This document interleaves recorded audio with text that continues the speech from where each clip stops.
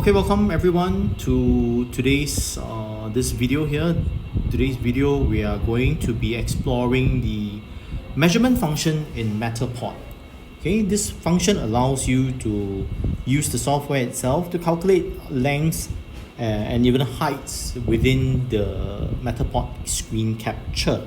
So it's a function that's built into the image. At the bottom right of the bottom left of the screen, you will see four icons. Okay, the first one on the left will be your dollhouse icon. It will bring you out. You will see a virtual view, a dollhouse view of the screen capture of the entire area. On the right hand side, on the extreme right, the fourth icon is a ruler. So that ruler allows you to unlock a virtual measuring tool.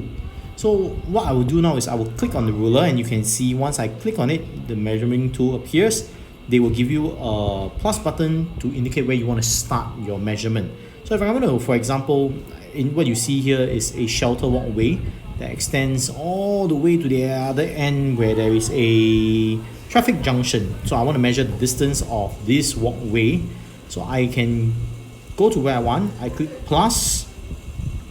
Okay, press and hold at your start point. What you do now is you go on to the Matterport screen itself. So I'm going to put the start point between the two people in blue, and you will see the start point created.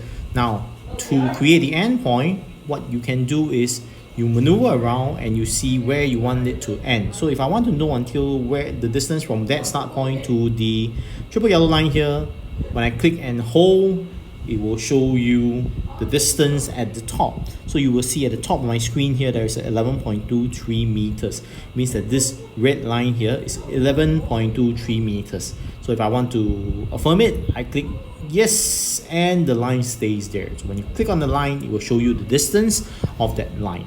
So again, if I want to create another one, right, I want to measure how tall this gentleman in blue and with the gray pants is.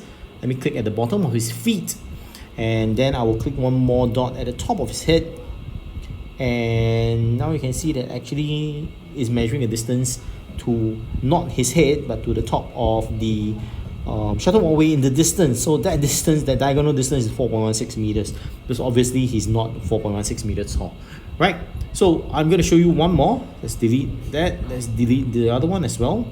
Okay, if I want to find out the length of the shelter walkway from this point here, the start point, okay, I click plus, I click my start point.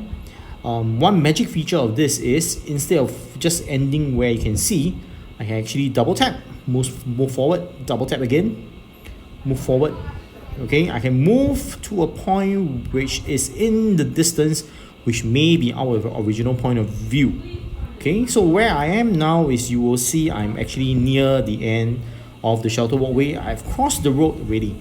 So I don't want to cross the road. I want to point it at the end of the shelter walkway where the traffic light is. So I click and hold, and it will tell me the distance. Okay, straight line distance. Note it is a straight line distance. It doesn't show you along the path itself. So if you want to measure along the path, you have to continue to tap within sight.